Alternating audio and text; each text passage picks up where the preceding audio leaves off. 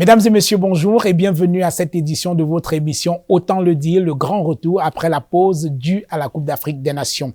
Mon invitée est Manuela Niafeu. Elle vient de soutenir avec brio en France une thèse de doctorat en vue de l'obtention du grade, bien sûr, de docteur de l'Université de Haute-Alsace en sciences de l'éducation. Le titre de sa thèse, Éducation et résilience communautaire en pays bamileke, une approche holistique et heuristique pour repenser les pratiques éducatives dans le cadre de la protection de l'enfance en France. Nous parlerons tout au long de cette émission de cette thèse. Merci de rester fidèle à Naya TV. Merci de regarder Autant le dire.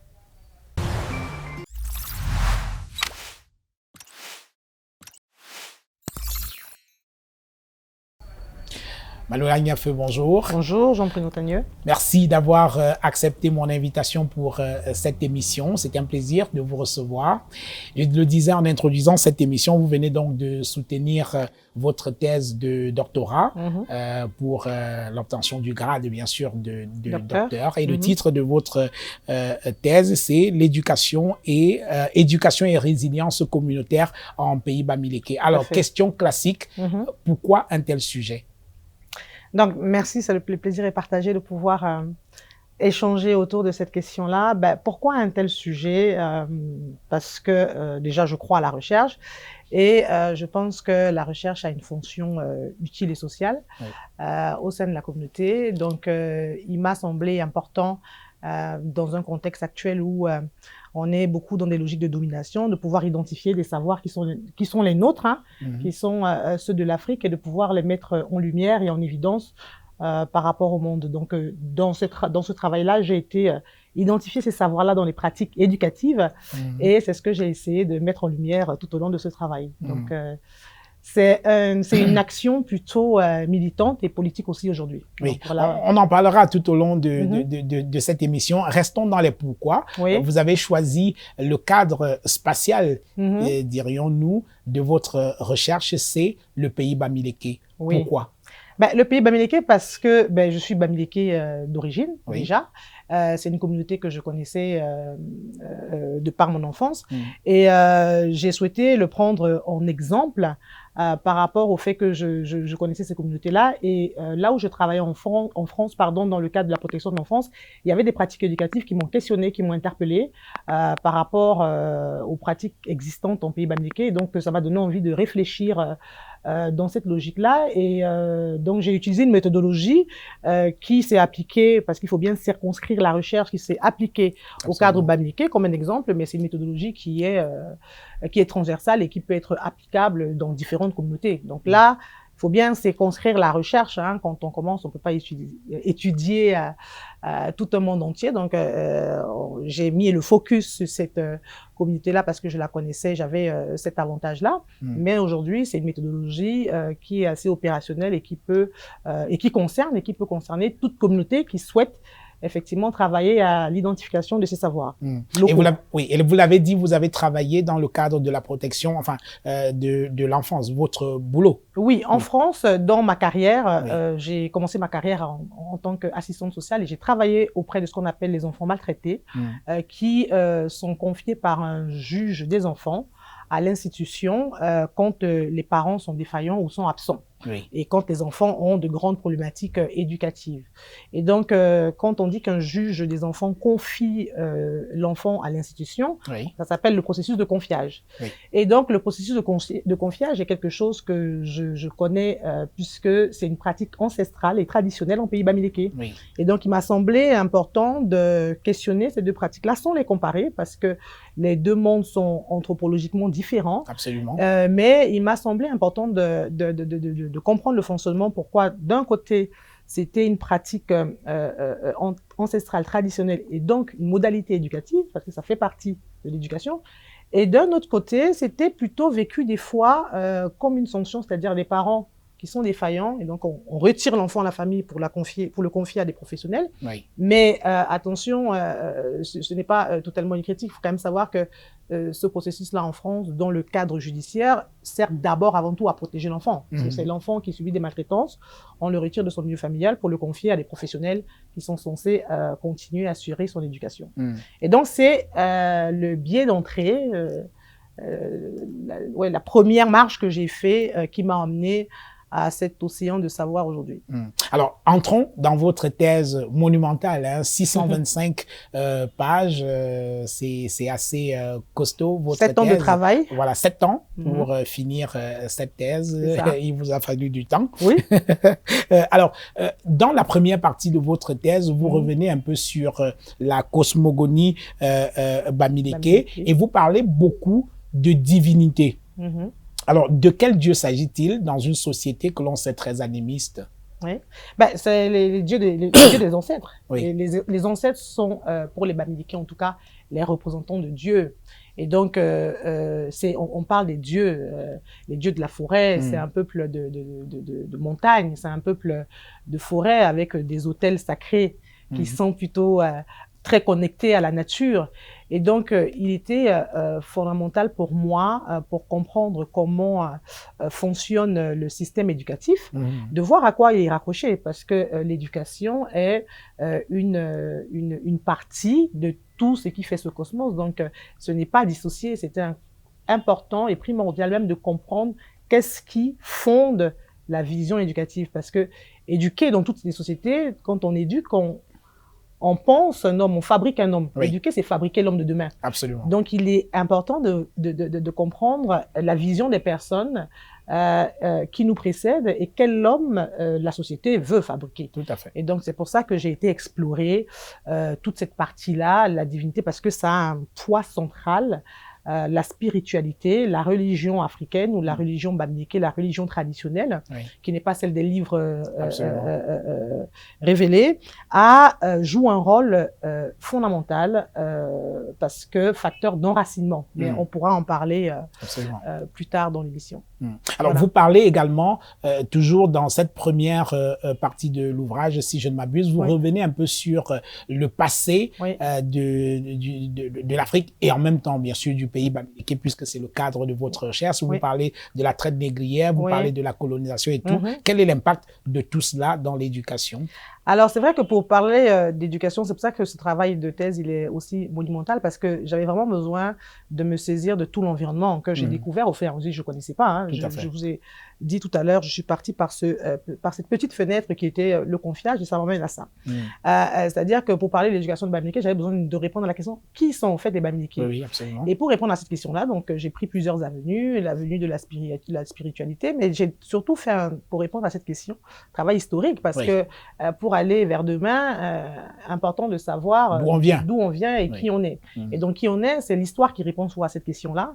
Et du coup, j'ai fait un travail ethnographique en première partie assez important, où je reviens effectivement sur l'histoire, qui est une histoire finalement un peu commune à l'Afrique, et donc et avec aussi quand même des spécificités, notamment des spécificités bamileke, pardon, et les événements que vous venez de citer et de partager là sont ce qui a constitué ce que j'ai appelé la mémoire communautaire traumatique du peuple bamileke. Donc, c'est quoi ces éléments? La traite négrière, l'esclavage qui a concerné pas que les Bamileke, mais l'Afrique entière. La colonisation, qui a été très destructeur pour les systèmes. Ça aussi, c'est un traumatisme important. La guerre d'indépendance, et on sait aujourd'hui... alors, ça dépend des chercheurs, et je ne veux pas ouvrir de polémique. Il y a des camps, pour certains, on arrive à un génocide, pour d'autres non, c'est une histoire de chiffres en tout cas. Absolument. Mais il semblerait pour certains chercheurs que c'est un peuple qui a vécu, on peut parler de génocide pour ce peuple. Dans les années 50. Au niveau de la guerre d'indépendance. Et du coup, tout ça sont des événements bouleversants et traumatisants aussi pour ce peuple-là. Et après, je passe à la question des pandémies, la précarité économique, etc. Et donc, finalement, ça constitue la mémoire traumatique, communautaire traumatique du peuple bamileke, qui fait que ils ont vécu des pertes importante, massive et très rapide. Oui. Et le sentiment de perte est quelque chose de très traumatisant. Et donc, c'est vraiment ça qui constitue leur mémoire. Oui. Est-ce que c'est ce traumatisme-là qui est le fondement de ce que vous appelez la résilience communautaire en Pays Bamileke? Alors oui, pourquoi? Parce que du coup, c'est un peuple qui s'inscrit dans un contexte permanent d'insécurité et d'incertitude. Oui, justement. Voilà. Moi, j'ai vu cela dans votre thèse où vous parlez effectivement d'un peuple qui est en permanence dans l'incertitude et l'insécurité. Pourquoi vous dites-vous cela? Mais parce que l'histoire, quand on travaille un peu sur l'histoire, on le voit, on le lit, et ça continue sous d'autres formes aujourd'hui. Et encore une fois, je parle du peuple bamileke parce que je dois circonscrire quand je fais un travail de recherche, mais c'est le cas pour beaucoup de peuples en Afrique. La question de l'adversité permanente. Les Africains, pour la plupart, vivent dans une insécurité et dans une incertitude permanente. Et donc, accentue, en tout cas chez les Bamileke, par tous les éléments bouleversants que je viens de vous citer. Comment caractérisez-vous donc la résilience communautaire en Pays Bamileke? Donc, le travail que j'ai fait sur les pratiques éducatives m'a amené à poser l'hypothèse que l'éducation en Pays Bamileke est une éducation qui favorise le processus de résilience communautaire. Et pourquoi je précise ou je qualifie la résilience de communautaire? Pour qu'on comprenne, la résilience c'est un concept occidental, notamment en France. Et donc je disais, la résilience c'est un matériau qui se déforme et qui peut reprendre sa forme, c'est la capacité à rebondir, etc., à traverser, à dépasser des adversités, pour le dire simplement. En France, en tout cas, la résilience a été conceptualisée par un chercheur qui s'appelle Boris Cyrulnik. Et donc, si vous voulez, de manière dominante, à mon sens, c'est dans la littérature occidentale, en tout cas, elle est abordée avec un regard occidental, dans une vision plutôt clinique et psychologique. Et donc moi qui vis en France, en Europe, qui travaille dans le social, je connais ce concept-là et je suis nourrie de la même vision. Voilà. Mais quand j'arrive sur le terrain d'enquête, je découvre, je ne sais absolument pas que je vais arriver vers là. Moi, sans plus, j'ai entendu parler de cette question de résilience, mais sans plus. Et donc, c'est la grande découverte, c'est ce que je pourrais caractériser de pépite de ce travail, parce que quand j'arrive, effectivement, je découvre un système ingénieux, une organisation sociale avec des ressources collectives, des facteurs de protection individuelle et des ressources collectives pensées par les membres de la communauté, mis à disposition aux membres, aux individus, et qui permettent aux individus de tenir et de s'appuyer sur ces ressources collectives qui sont pensées collectivement. Et avec une protection sociale offerte aux individus qui est fondée, elle, sur le lien social. Et ça, c'est très ingénieux comme système. Et donc, dans le système éducatif que je découvre, il y a tout un tas d'outils, d'instruments de gestion qui permet effectivement à l'individu de passer à travers ce contexte incertain et d'insécurité permanente. Parce que finalement, de ce que j'ai compris, la communauté dit, nous, on n'a pas le luxe de perdre quelqu'un. On a besoin de tout le monde pour participer au projet de la communauté. Et donc, effectivement, qu'est-ce qui se passe? C'est que comme la communauté ne peut pas se permettre de perdre un membre qui va du coup manquer à la mobilisation au projet communautaire, la résilience communautaire, du coup, vient ici poser toute la démarche de prévention. Donc, il y a pas mal d'outils de prévention qui permettent aux gens de tenir et de traverser les adversités pour pas s'effondrer, en fait. Et voilà un peu ce que je pourrais dire de la résilience communautaire, parce que ça permet finalement à la communauté d'assurer sa survie, en fait, tout simplement. Alors, et quelles sont les caractéristiques maintenant de l'éducation en Pays Bamileke? Alors, j'ai travaillé sur une modélisation qui est diffusable, qui est très opérationnelle, sous forme d'organigramme à partir des propos, des pratiques recueillies, parce que ce serait peut-être bien que plus tard on fasse un petit point méthodologique sur comment est-ce que les pratiques ont été recueillies. Et donc, je suis partie à partir de ce contexte permanent d'insécurité et d'incertitude que j'ai identifié, découle donc deux philosophies. La première philosophie est une philosophie assez internationale aujourd'hui qui circule dans le monde, qui est « il faut tout un village pour éduquer un enfant ». Et donc, en Pays Bamileke, notamment dans le Ndé, et on peut on l'appelle, pardon, la philosophie du Mengo. Mengo, ça veut dire enfant du village. L'enfant du village. Enfant de la communauté, enfant de tout le monde. Par opposition à ce que vous appelez Mentse, c'est-à-dire l'orphelin. L'orphelin, tout à fait. Oui. Et donc, dans cette philosophie, c'est-à-dire que l'éducation, elle a une prise en charge collective. Elle est prise en charge collectivement. Pourquoi? Parce qu'il semblerait que le peuple bamileke ait compris que l'éducation est un fait tellement complexe que ça peut pas résulter juste de l'affaire d'un couple parental ou d'une seule personne. L'éducation est tellement un fait complexe qu'on a besoin de tout le monde pour fabriquer l'homme de demain. Ça, c'est la première philosophie, c'est quelque chose de fondamental, ça change toute une vision, ça change toute une société, de penser qu'on a besoin des compétences et de l'expertise de beaucoup plus de personnes que le couple pour fabriquer l'homme de demain. Contrairement à des sociétés où on a juste le parent, des fois aujourd'hui avec les familles monoparentales qui grandissent de plus en plus, c'est très complexe. La deuxième philosophie que j'ai pu identifier, c'est la philosophie de ce que j'ai appelé la philosophie du Mense. Mense. En langue bamileke veut dire, en tout cas dans le Ndé, orphelin. Pourquoi? Parce que les parents éduquent leurs enfants comme s'ils allaient mourir demain. Et donc, du coup, on peut parler d'une éducation à l'incertitude, d'une éducation comme si tout allait s'effondrer demain. Et ça, du coup, ça rejoint tous les traumatismes dont on a parlé tout à l'heure, l'esclavage, la colonisation. C'est-à-dire que l'enfant est préparé à pouvoir s'en sortir, même s'il se retrouve tout seul, c'est cela? Oui, sans ses parents. Et ça, c'est fondamental parce que c'est une ressource collective de résilience.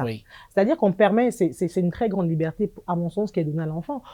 Et un cadeau, on permet à l'enfant d'avoir ce que j'ai appelé des alloparents, c'est-à-dire des parents de compensation, ou des parents compensatoires si leurs parents biologiques venaient à ne plus être présents dans le monde. Et donc ça, c'est un cadeau qui est donné à l'enfant une ressource pour qu'il puisse avoir des parents toute sa vie continuellement. Alors en clair, pour vous, selon votre recherche, l'enfant appartient moins à sa famille qu'à tout le village, et c'est ce que vous résumez dans le concept de Mengo, l'enfant du village, c'est-à-dire que l'enfant qui appartient à la communauté, c'est bien cela? Oui, c'est-à-dire qu'on est là dans une parenté sociale. La parenté sociale est privilégiée à ce que j'ai appelé, par exemple, comme on peut le vivre en Occident, une parenté ou une parentalité exclusive ou possessive. On privilégie la question sociale sur le lien biologique. Donc, c'est important de rappeler que c'est pas fait par hasard.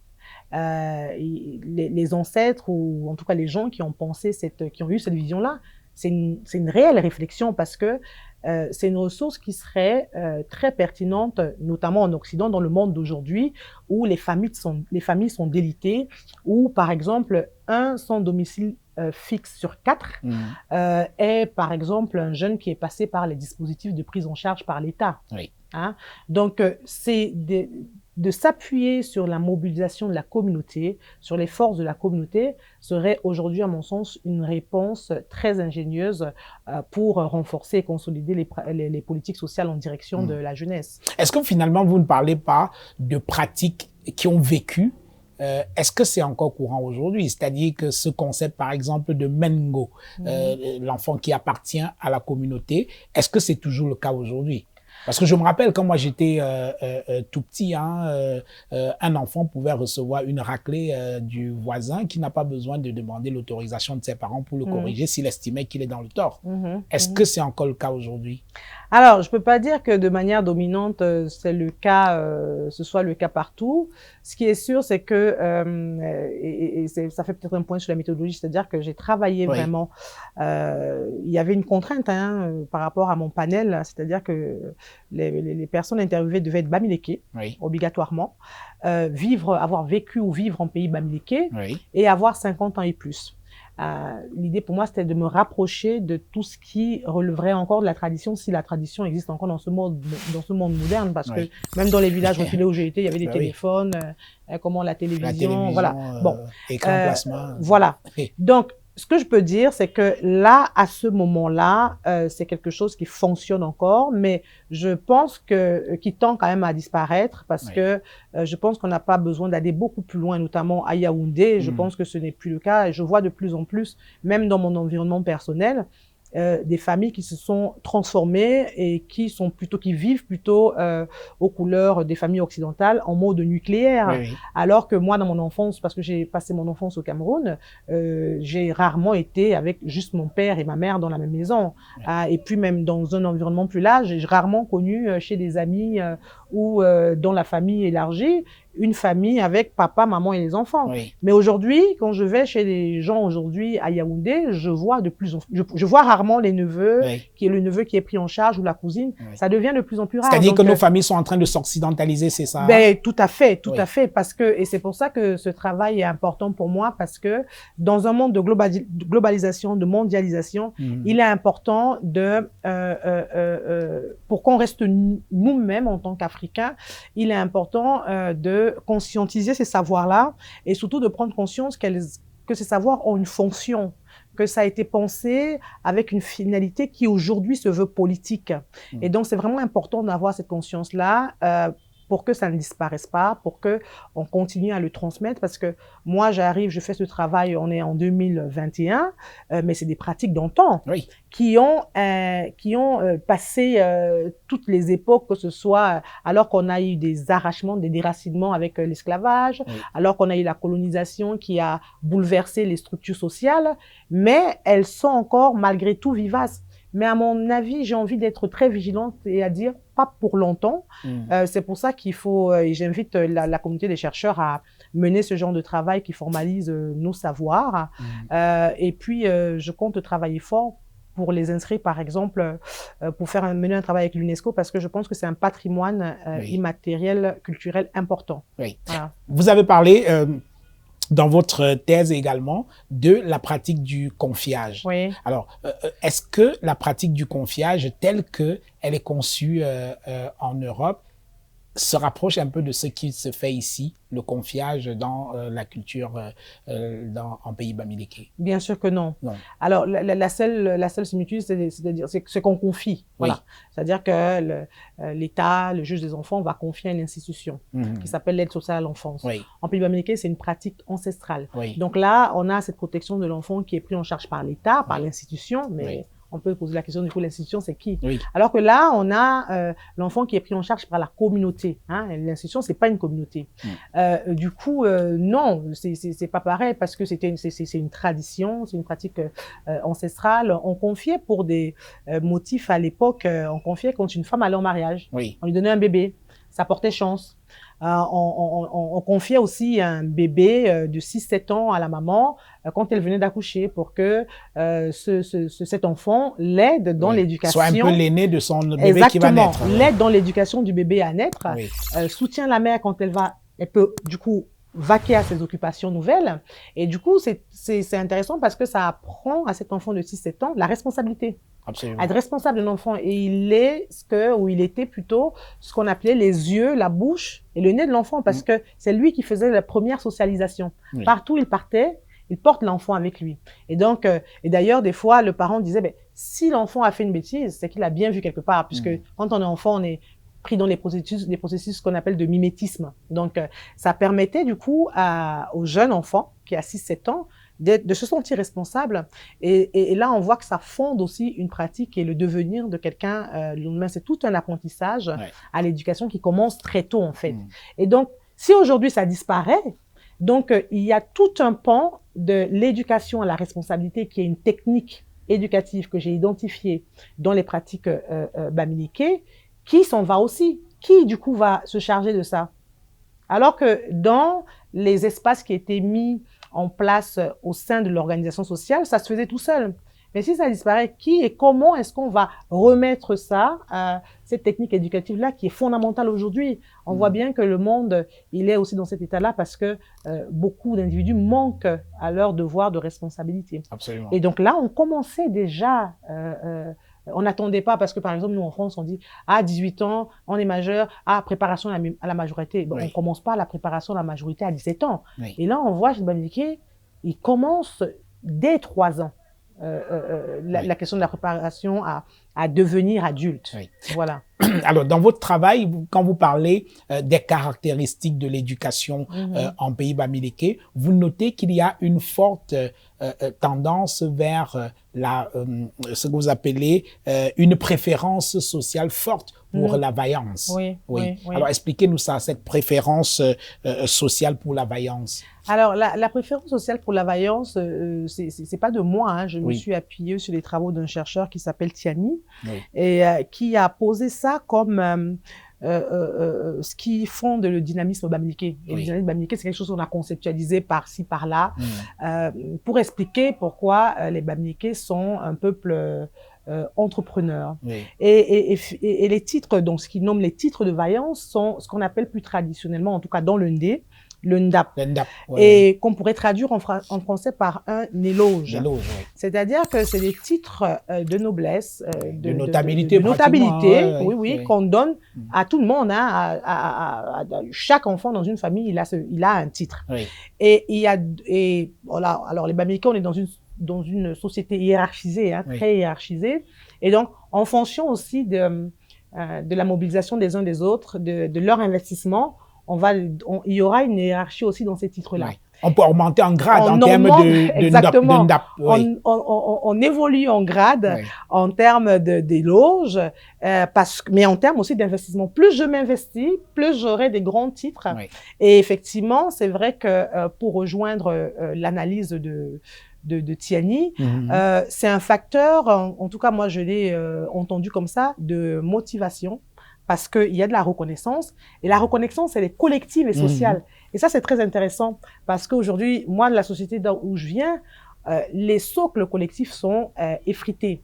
Et donc, du coup, les individus sont de plus en plus dans la reconnaissance individuelle. Et ça fait très mal à la société. Parce que du coup, on attend le merci à tout va, etc., à tout le temps, pour tout. Alors que là, c'est pas des actes directs, c'est organisé.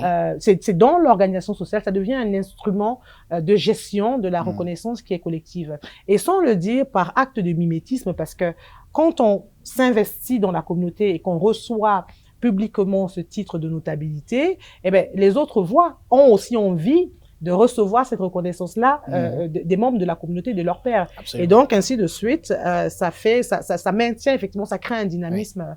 Et ça crée des émules dans la société. C'est vraiment des pratiques d'émulation. Exactement, c'est le terme à utiliser. Et voire même des fois de la compétition. Après, voilà, effectivement, il peut y avoir des limites, mais on est vraiment dans un système compétitif et d'émulation aussi. Mais qui géré collectivement, géré par la collectivité, retrouve un équilibre quand même. C'est-à-dire, c'est pas la compétition à écraser l'autre. On n'est absolument pas dans ça. Parce que, effectivement, ce que j'ai identifié en pays bamileke, c'est que c'est pas forcément celui qui a plus d'argent qui est le plus fort. C'est par contre celui qui aura le comportement le plus exemplaire. Parce que, et c'est Tiani qui le dit, le peuple bamileke s'est formé aussi sur une personnalité, celui qui va sécuriser le village. Et donc, pour ça, il fallait 3 caractéristiques absolument fondamentales. Quelqu'un qui a le comportement exemplaire, quelqu'un qui a le caractère d'un héros, hein, et puis quelqu'un qui a la capacité du consensus. Et pourquoi le consensus? Parce que quand le village est divisé, il est à la merci de l'ennemi. Hein? Et donc, c'était finalement la personnalité bamileke à fabriquer, c'était ça, parce qu'il fallait quelqu'un qui protège la communauté dans le village des ennemis qui venaient. C'est normal, hein, c'était notre histoire de guerre entre villages, entre royaumes à l'époque. Et donc, c'est quand même ça qui fonde la personnalité bamileke, et beaucoup de choses se construisent autour de ça. Le consensus, le comportement exemplaire et le caractère du héros. Mais héros, pas héros des films, hein, pas Superman, héros dans celui qui a la capacité à dépasser l'adversité et à y arriver à accomplir. Oui. Alors, il y a pas mal de concepts que j'ai trouvé très intéressants dans votre thèse. Vous parlez également de la pédagogie entrepreneuriale et vous dites que l'entrepreneuriat participe de la construction identitaire des jeunes. Oui. Alors, c'est vrai que c'est très frappant. Quand on arrive en pays bamileke, tous les enfants travaillent. Quand je dis tous les enfants, alors attention, hein, je ne fais pas une apologie du travail des enfants, c'est pas du tout ça, et qui est par exemple, très différent à Yaoundé, contre lequel je suis contre et que je pourrais même militer, parce qu'on est là dans du travail vraiment salariat. En Pays Bamileke, ce qui est intéressant de voir, c'est le travail, mais dans sa dimension formative et éducative. Ça commence très tôt, c'est-à-dire que moi, quand j'ai vécu, et j'ai fait quand même 3 ans de terrain, hein, ça il faut le dire, ma thèse elle a duré 7 ans, mais j'ai fait 3 ans de terrain avec des immersions importantes dans les villages, 2 mois par-ci, 15 jours par-là, etc. Donc, j'ai fait ce qu'on appelle l'observation participante, j'ai vécu avec les familles. Et donc, je voyais les mamans qui allaient au champ avec les enfants. Dès 3 ans, le petit ou la petite, elle a sa petite houe là, son lopin de terre, et puis elle apprend à faire comme la maman. Ou déjà à 7, 8, 9 ans, quand les arachides ou je sais pas, les tomates ont poussé, ont été récoltées, la maman, quand elle va au marché, le petit ou la petite a aussi son petit tas de tomates à côté. Oui, oui. Et l'idée, c'est que le parent n'est pas le seul pourvoyeur de l'éducation. Avec l'argent reçu, il contribue, elle va acheter peut-être les tennis, ou un cahier ou 2 cahiers, mais il contribue à l'éducation parce que l'éducation n'est pas en Pays Bamileke, de ce que j'ai pu identifier, c'est pas un dû. Le parent ne te doit pas une éducation, c'est un cadeau. Oui. C'est un cadeau que tu reçois, et quand c'est un cadeau, on est du coup dans la logique du don. Comme c'est un cadeau que tu as reçu, tu dois pouvoir le rendre à d'autres. Et donc, tous ces apprentissages-là, où j'ai encore un autre exemple, les enfants qui doivent aller attacher la chèvre pour brouter. C'est un exemple que j'ai trouvé fabuleux, parce que ça veut dire quoi? Pour attacher la chèvre, pour qu'elle broute comme il faut la mettre à un endroit où c'est humide. Ça veut dire qu'il faut sortir avant le soleil. Oui, très tôt. Oui. Hein, donc se lever tôt, parce qu'on a un objectif. Et puis arriver aussi tôt, parce que sinon, tous les autres enfants du village auront déjà attaché la chèvre au meilleur endroit. Oui. Et donc, du coup, on se retrouve avec une chèvre qui pourra pas faire jouer la fonction, le rôle qu'elle avait à jouer. Donc, et là-dedans, il y a énormément d'apprentissage. C'est-à-dire, j'ai un objectif, je dois me lever et je dois mettre en place plusieurs étapes, plusieurs actions pour atteindre mon objectif et ma finalité.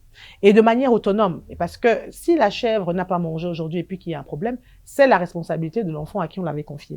Et donc, tout ça sont des pratiques pour moi qui participent à la construction entrepreneuriale, parce que quand on vend au marché à côté de sa mère, on apprend à compter, c'est des mathématiques, on apprend à rembourser la monnaie, etc., etc. Et du coup, c'est sûr que demain, si son parent n'est pas là, on peut se débrouiller.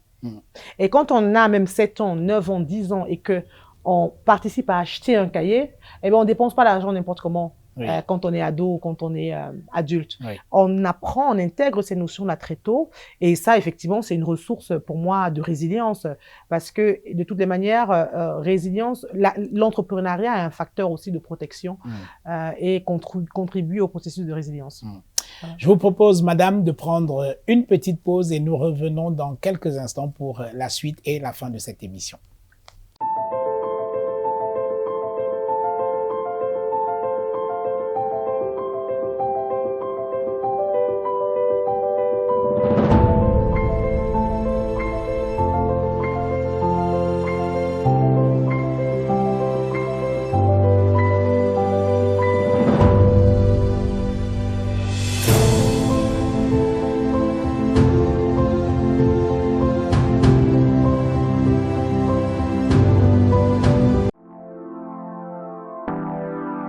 Nous avons pensé.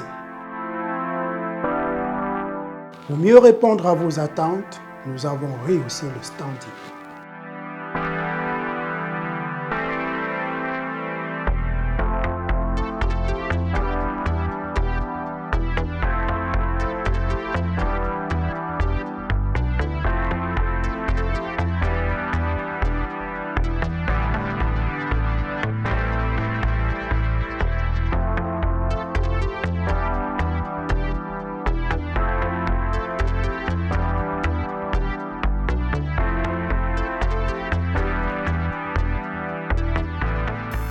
Hotel Le Quai d'Orsay, better than what you imagine.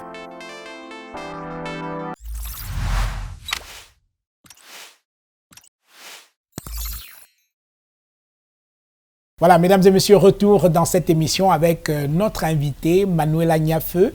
Elle vient de soutenir avec brio un doctorat dans les sciences de l'éducation et le thème de sa thèse, c'est « Éducation et résilience communautaire en pays bamileke ». Nous en parlons depuis quelque temps. Alors, le cœur de votre thèse, c'est la transférabilité de l'éducation communautaire dans le cadre de la protection de l'enfance en France, c'est bien cela? Oui. Oui. Alors, dites-moi, c'est quoi la situation de la protection de l'enfance en France? C'est quoi le problème?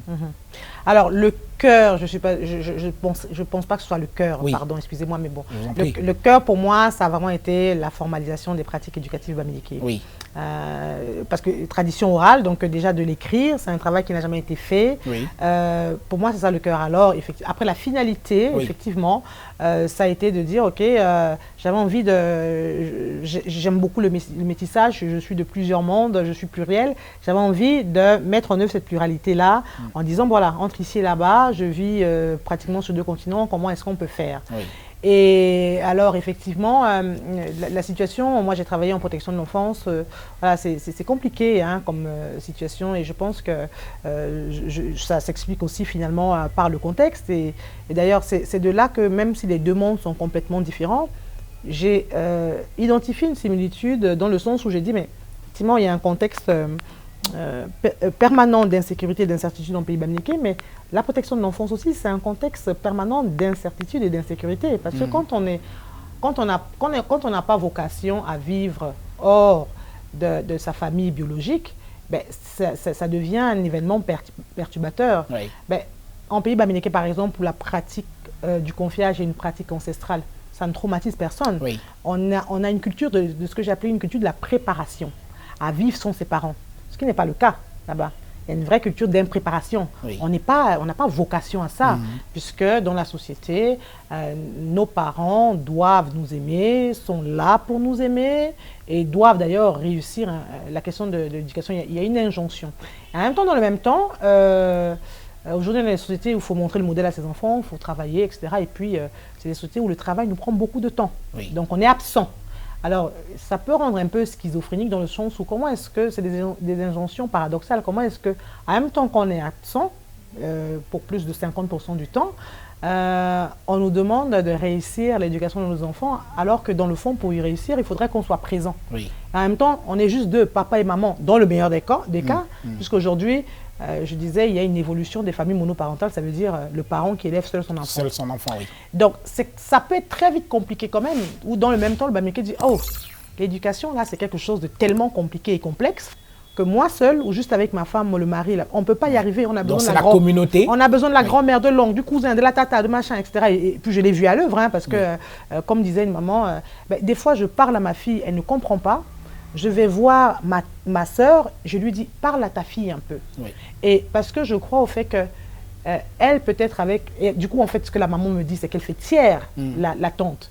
Et donc, du coup, la maman n'est pas prise dans un sentiment de culpabilité, de honte, à dire, écoute, je n'y arrive plus là, vas-y toi.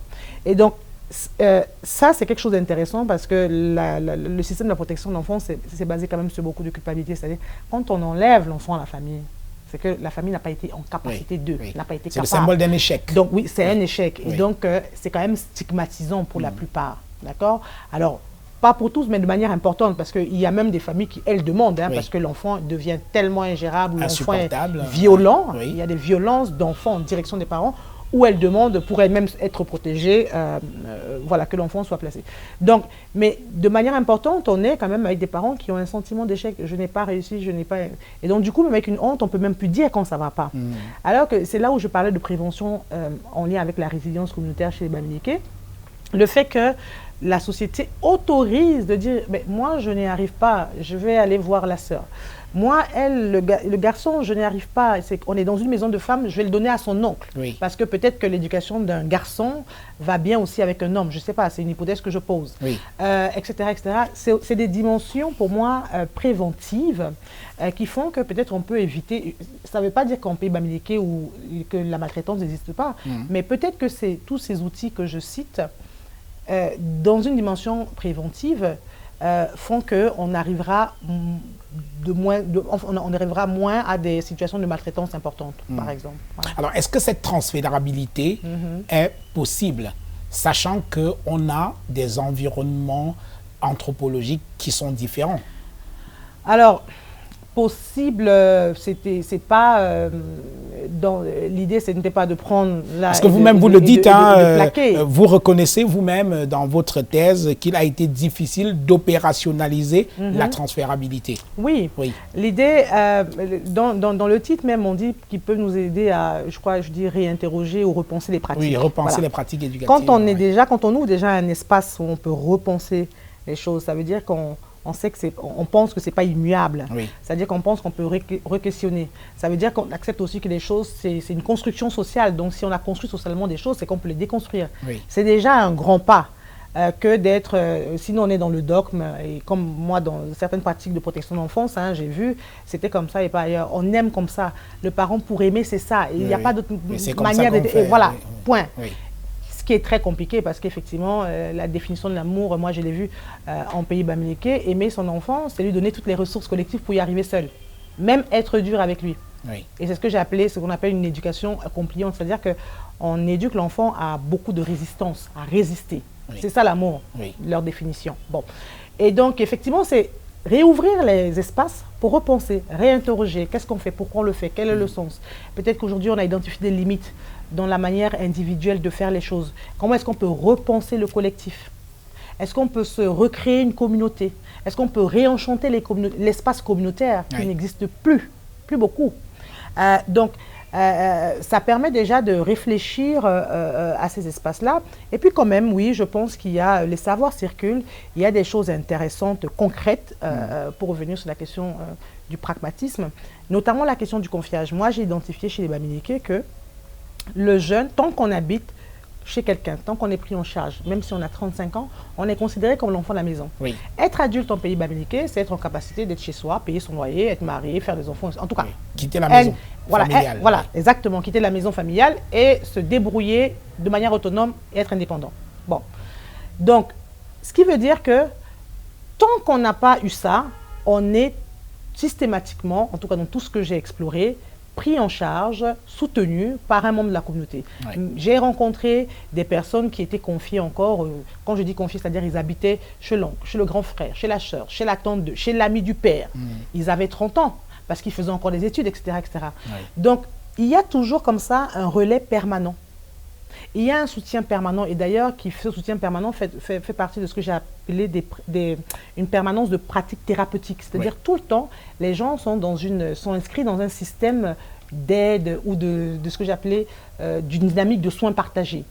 Et donc, concrètement, ça, on peut le transférer. C'est-à-dire que, par exemple, la protection de l'enfance en France, à 18 ans, la prise en charge, elle est finie. 18 ans, on est majeur, vous débrouillez. Ce qui fait que ça remplit les chiffres que je vous ai partagés tout à l'heure. 1 sur 4 SDF, sans domicile fixe, a été inscrit dans les dispositifs de protection de l'enfance. Donc, on pourrait peut-être penser à un système de soutien, de relais permanent, jusqu'à ce qu'on s'assure que le jeune en question est vraiment autonome, etc. Ça, c'est très concret, ça se pense, ça se réfléchit. Et aussi la question de la mobilisation communautaire. On voit bien que c'est très fragile le système du couple. Parce que quand on est couple, on marche comme ça sur 2 pieds, on va dire, mais dès qu'un s'en va, voilà, c'est très compliqué pour une famille monoparentale, en plus avec la situation de précarité aujourd'hui. Donc on voit bien que c'est de plus en plus compliqué pour les jeunes, les défis sont nombreux, les réseaux sociaux, enfin, il y a plein de choses très complexes qui nécessitent effectivement que la communauté soit un peu plus mobilisée pour du soutien et peut-être faire aussi rempart à l'institution parce que bien que l'État prend sa part, mais est-ce que l'institution peut prendre soin aussi bien que des membres de la communauté? C'est une question, même s'il y a des dérives dans les membres de la communauté, je ne suis pas en train d'idéaliser la question de la communauté. Mais voilà, c'est ça, c'est-à-dire qu'on peut, et d'ailleurs, je ne crois pas être à côté de la plaque, puisque là, en terminant ma thèse, il y a un nouveau projet de loi qui est sorti par... pendant que vous étiez en train de faire votre Pendant thèse. que j'étais en train de faire mon travail, c'était déjà en réflexion et c'est des choses à laquelle je pensais depuis. Mais donc, Adrien Taquet, qui est le secrétaire d'État à la protection de l'enfance, souhaite aujourd'hui, d'ailleurs il a dit texto dans son discours officiel, que ce n'est plus les murs qui protègent. Ce qui nous protège d'abord, ce sont les liens, et des liens multiples. Et là, on est dans la culture bamileke parce que qu'est-ce qu'on a comme facteur de protection? On a ce qu'on appelle les liens sécures qui sont multiples parce qu'on a le droit d'avoir le lien avec le père, mais avec l'oncle aussi, avec le tonton d'eux, avec la maman d'eux. Et ça, tout ça, ce sont des liens parce qu'ils sont multiples. Et plus ils sont multiples, plus ils sont protecteurs. Mais à condition d'être bien traitants, on est d'accord, hein, ces liens. Donc voilà.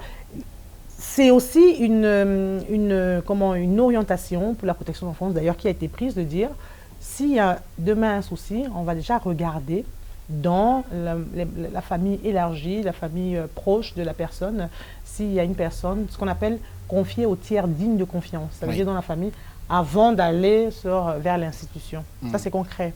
Alors, est-ce que vous seriez en train de préconiser, par exemple, que les institutions de protection de l'enfance soient mises de côté pour privilégier des tiers, c'est-à-dire les familles, les individus, ainsi de suite. Mais c'est-à-dire que la famille, les individus soient privilégiés aux institutions. C'est-à-dire que ça se transforme, qu'on transforme et qu'on évolue, parce que quand même, en tout cas dans la région où je suis, on est quand même sur des grands ensembles. Hein. Moi, je travaillais dans ce qu'on appelle un centre pédagogique qui accueillait, je crois, 70 enfants. C'est énorme.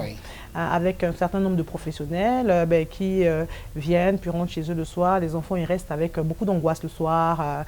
Et les enfants, entre eux, des fois, ne sont pas... c'est pas des anges entre eux. Hein. Donc, c'est aussi, là, on fait toutes les expériences, qu'elles soient bonnes ou mauvaises, etc. Et que peut-être qu'il y aurait nécessité, et on l'a vu aujourd'hui, il y a plein d'expériences qui nous font quand même comprendre que le modèle famille, mais au sens large, communautaire, le modèle de la communauté, parce que la communauté, c'est défini, la communauté, c'est un langage commun, c'est des valeurs communes, c'est des valeurs partagées, c'est du lien, mais du lien aussi, L-I-A-N-T. Et donc ça, c'est fondamental. Il y a des expériences qui sont très médiatisées aujourd'hui en France. Je pense à l'histoire réelle de Lies Loufoque, qui est un enfant qui a été placé, qui, parce qu'il avait été adopté, enfin il avait été pris en charge par une dame où il avait été confié. Ils ont eu un lien très fort.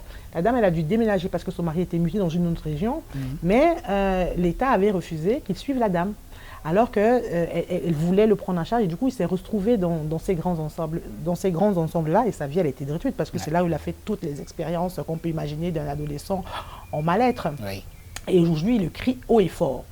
C'est-à-dire parce qu'on avait privilégié le lien du sang, on avait dit non, ta maman, effectivement, sa maman était malade, et dans cette région-là, on privilégiait le lien du sang, il faut rester près d'elle. Et voilà, concrètement, par exemple, en pays bamileke, non, la maman... On dit que le bébé appartient à la femme quand elle est dans son ventre. Une fois sorti de son ventre, il appartient à la communauté. Donc, même s'il faut que l'enfant soit confié pour le bien-être de l'enfant à 300 km de la mère, c'est ce qu'on privilégie dans la communauté bamileke, de ce que j'ai identifié.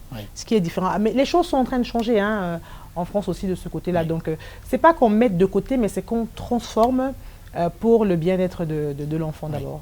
En tout cas, pour vous, vous êtes formel, il faut repenser les pratiques éducatives dans le cadre de la protection de l'enfance. Même financièrement, c'est une politique qui coûte très cher. Je parle de millions d'euros, je parle de millions d'euros. C'est-à-dire que quand on investit autant d'argent et qu'à la fin, on arrive avec des résultats où une personne sur 4 à la rue a bénéficié de ces dispositifs-là, il faut reposer la question de l'efficience des finances publiques et politiques. Donc, bien entendu.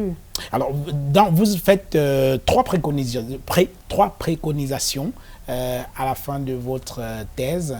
Et la troisième m'a un tout petit peu interpellé. Vous suggérez que les travailleurs sociaux soient formés aux dynamiques de résilience communautaire.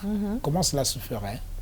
Mais cela se ferait, moi je préconise et je le pense que ce soit des formations actions, parce qu'effectivement c'est des éléments qui sont issus d'un contexte particulier, bien entendu, et je pense que ces éléments-là pourraient être mis en réflexion dans une dynamique de formation avec les travailleurs sociaux qui pourraient l'implémenter dans la réflexion en même temps, concrètement, ce qui a été identifié là, comment ensemble on l'adapte ici, à quoi ça fait écho, etc.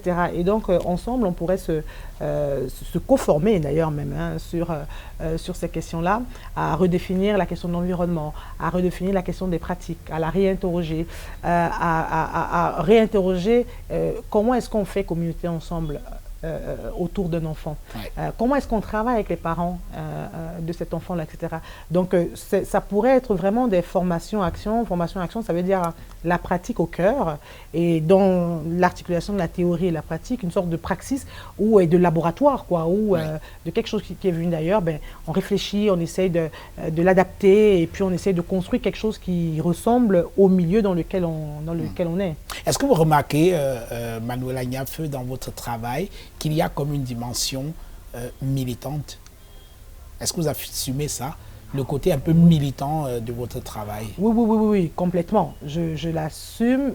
C'est un engagement même, j'irai plus loin, c'est un engagement politique, ce travail-là pour moi, parce que j'ai à cœur de réduire ce que j'appelle les injustices épistémiques. C'est-à-dire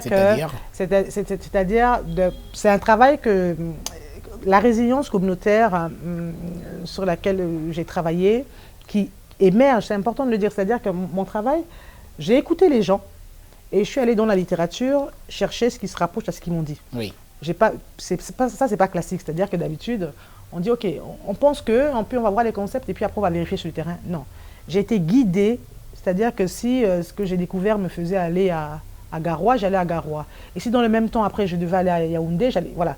Donc, je me suis laissée porter par les propos et le sens que les personnes donnaient. Et donc, la résilience communautaire qui émerge, elle émerge pourquoi? Parce que, pour une fois, et ça a été très peu fait, si ce n'est pas, pour une fois, la résilience, qui est très occidentale comme concept, a été travaillée et lue à partir d'une réalité africaine. Oui.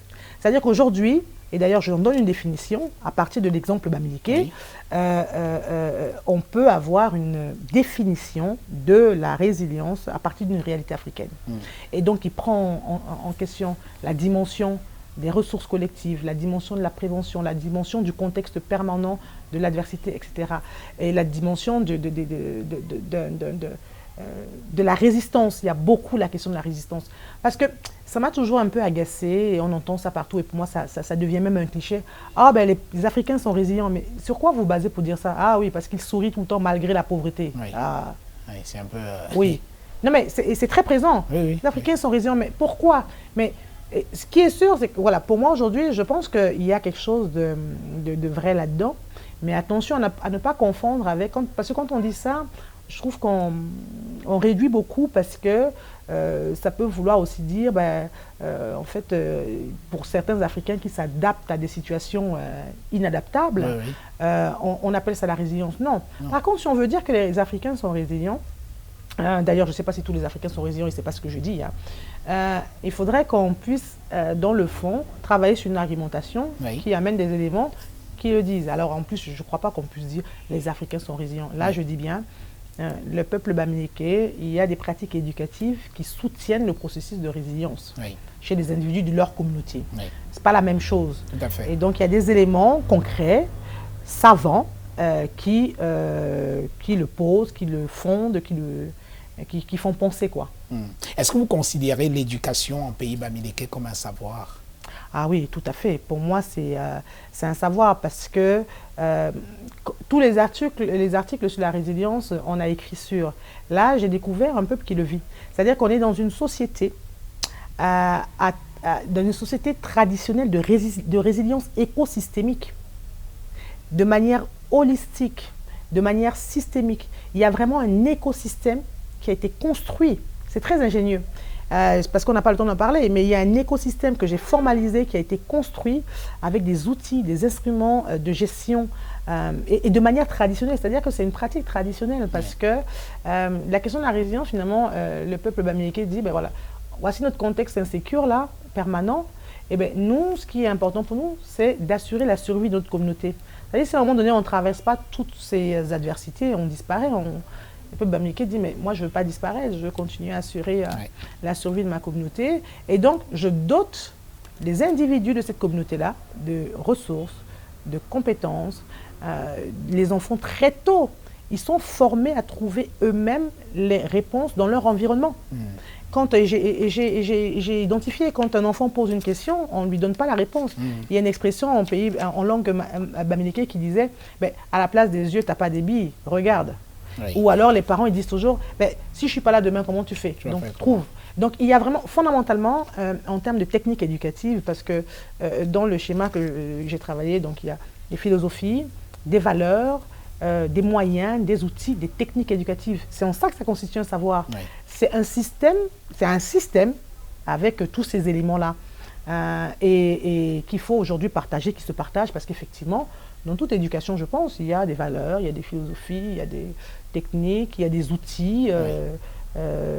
Oui, c'est ça. Il y a tout ça qui fait partie de ce système-là. L'éducation à la causerie, c'est clairement un moyen. Les mamans utilisaient ça pour transmettre quelque chose de la culture aux filles, par exemple. Hein.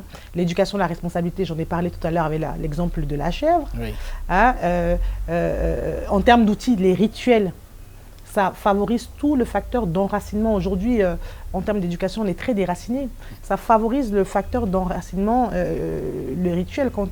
C'est pas pour rien qu'un bamileke, il y a toujours quelque chose qui fait qu'un bamileke doit rentrer sur sa terre natale. Par tous les bouts, ils ont pensé le truc. Pendant les deuils, quand l'enfant naît, c'est fort ça de voir cet exemple-là. Quand l'enfant naît, l'idée que dans la tradition, dans les coutumes et les rituels, on doit enterrer le nombril dans l'endroit, comment on appelle, de la forêt sacrée. Oui. La forêt sacrée, elle n'a pas poussé par hasard. Les ancêtres l'ont pensé. Elle a une fonction, la fonction d'enracinement. L'enfant naît, on lui souhaite bienvenue là. C'est une carte d'identité. Et quand il meurt, il revient à cet endroit-là, parce que c'est dans cette forêt sacrée où il y a l'autel de tous les crânes. C'est là où on vient nourrir les ancêtres, c'est là où on vient communiquer avec Dieu. Les ancêtres, c'est la police des mœurs. C'est la police des mœurs chez nous, donc ça permet aussi c'est un garde-fou, ça permet de guider, voilà. Il y a de partout, a été pensé dans l'organisation sociale, le retour à un endroit et à la terre. J'ai trouvé que c'était un système très écologique, dans l'ère du temps, dans le développement durable, dans le développement humain et dans toutes les dynamiques d'écologie aujourd'hui. Nous allons bientôt sortir de cette émission. Un mot sur la méthodologie, comment vous avez travaillé pour collecter tout le matériau qui vous a permis de rédiger votre thèse. Parlez-nous un peu de votre méthodologie. Alors, c'était un travail très conséquent, c'est vrai. J'ai fait 3 ans d'enquête de terrain avec plusieurs immersions sur le terrain en pays bamileke, avec deux échantillons bien distincts. Le premier qui permet de poser les fondements et principes de l'éducation communautaire, oui, en interviewant des parents qui vivaient en pays bamileke, qui avaient 50 ans et plus, donc qui étaient vraiment encore peut-être près de la tradition. Donc, ils m'ont permis de comprendre le système par les proverbes, qui m'ont partagé les rituels que j'ai suivis au champ, etc., etc., et les pratiques éducatives que leur ont enseigné leurs parents aussi. Donc, on est remonté même vers des personnes qui étaient encore qui ont vécu le temps de la colonisation, de la guerre de l'indépendance. Oui. On les rencontrés encore. Absolument. Et du coup, ça c'était le premier échantillon qui a permis de poser tout ce cadre qui m'a permis de définir l'éducation communautaire.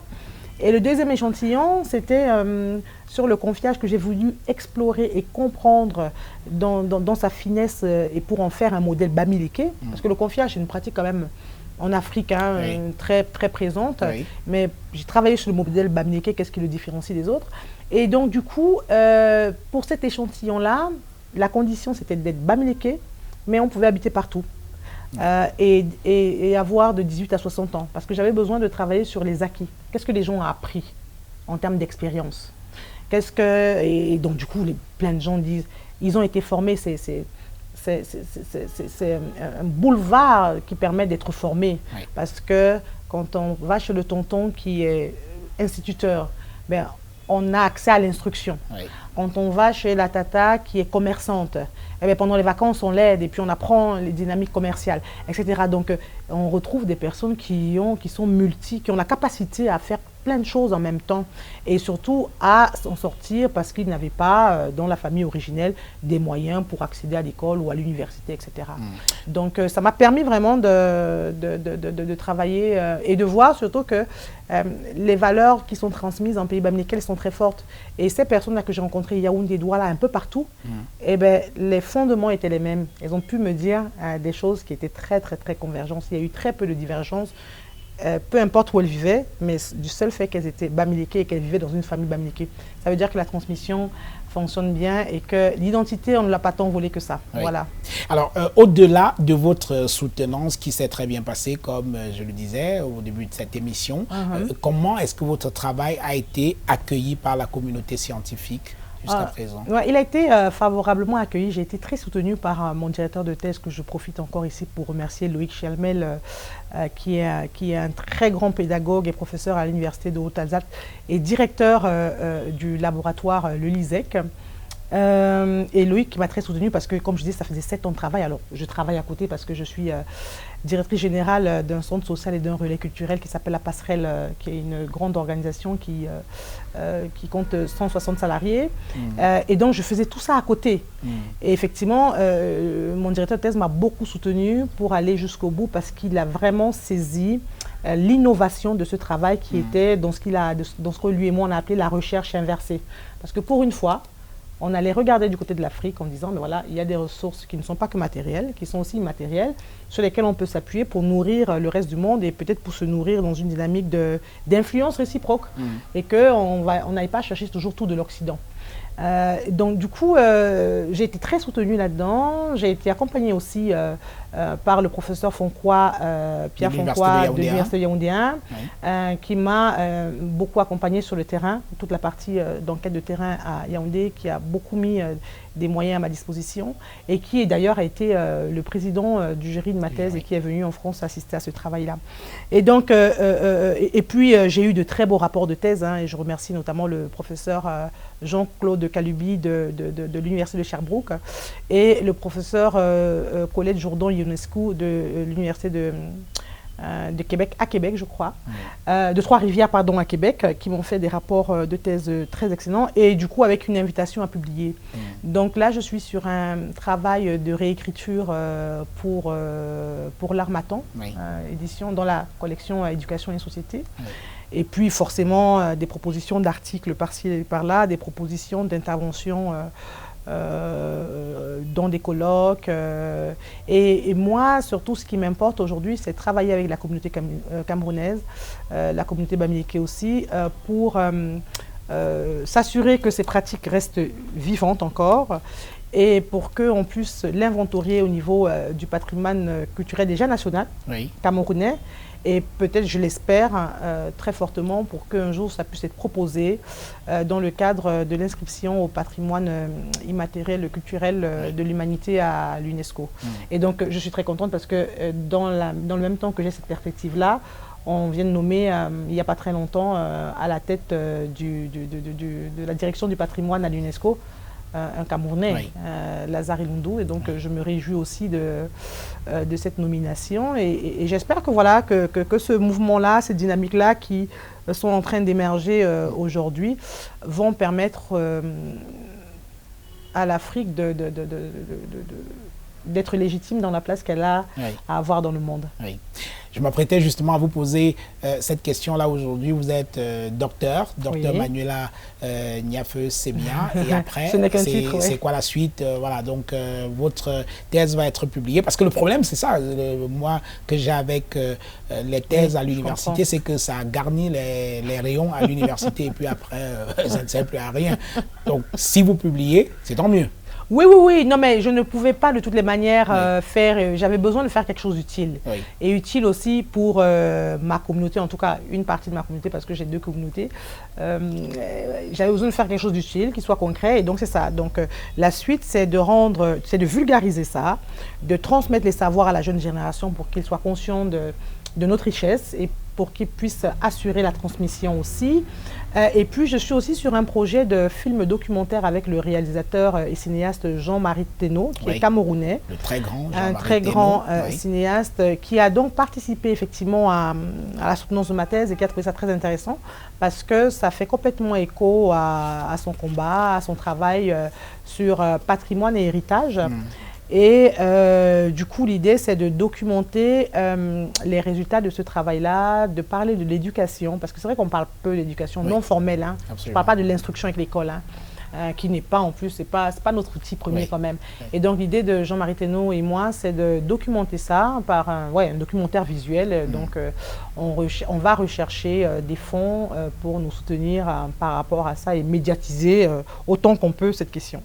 Très bien. Voilà. Manuela Niafeu, docteur en sciences de l'éducation. Merci. Merci beaucoup Jean-Bruno Tagneux. C'est un plaisir. Mesdames et messieurs, merci de nous avoir regardés. Je vous donne rendez-vous mardi prochain pour une autre édition de Autant le dire.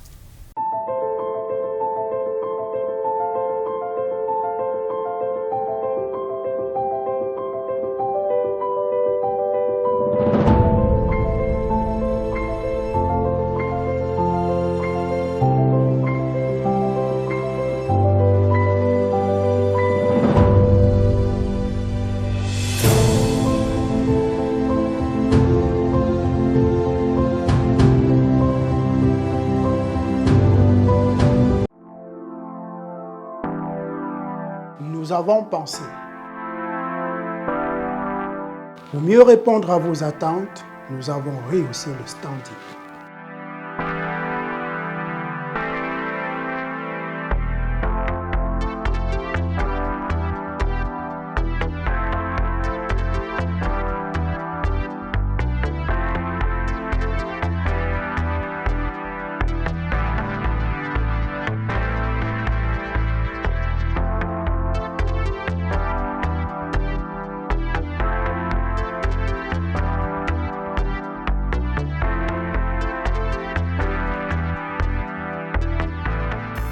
Hotel Le Quai d'Orsay. Better than what you imagine.